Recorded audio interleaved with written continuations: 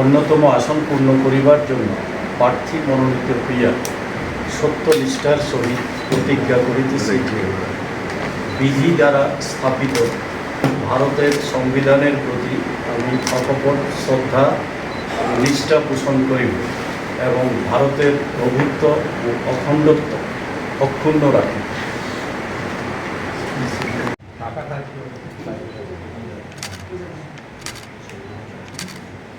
নিশ্চয়ই রাজ্যসভার ভোট এটা একমাত্র বিধায়করাই তারাই একমাত্র ভোটার, এবং এটা রাজনৈতিক লড়াই।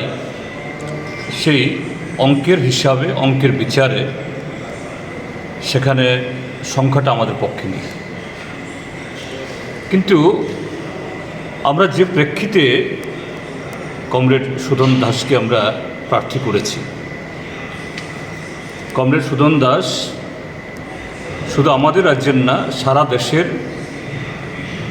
দলিত অংশের মানুষের তাদের স্বার্থ রক্ষার ক্ষেত্রেতে একজন প্রথম সারির নেতা। সারা দেশে দলিতদের কণ্ঠস্বর, সারা দেশে আইনসভা বা তার বাইরে এটাকে সোচ্চার করার দিক থেকে তার রাজনৈতিক জীবনের শুরু থেকেই তিনি কাজ করছেন, পাশাপাশি গণতান্ত্রিক আন্দোলনের অন্যতম সৈনিক।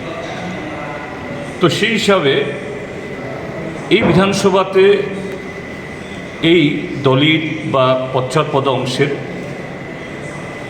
শিডিউল ট্রাইব সংরক্ষিত আসন থেকে নির্বাচিত হয়ে এসেছেন বিভিন্ন দলের 20 জন সদস্য, আর শিডিউল কাস্ট মানে তফসিলি থেকে এসেছেন আরও 10 জন, 30।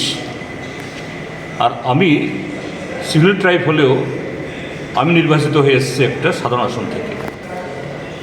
তো সেই হিসাবে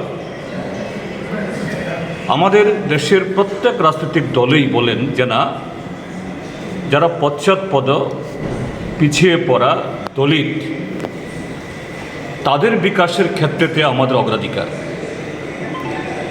আমাদের রাজ্যের যারা আজকে বিধায়করা, মন্ত্রীরা, তারাও বলেন।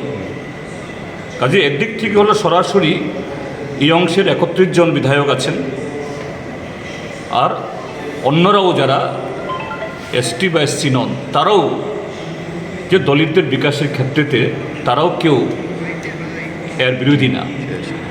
তো সেই হিসাবে একজন সর্বভারতীয় একজন দলিত আন্দোলনের নেতা, 6 বার যিনি বিধানসভা প্রতিনিধিত্ব করেছেন, প্রভূত এই সংসদ রাজনীতিতে অভিজ্ঞতা অর্জন করেছেন, এরকম একজন অভিজ্ঞ এবং প্রথম সারির যে জনগণের সাথে কাজ করে সেভাবে পরিচিতি লাভ করেছেন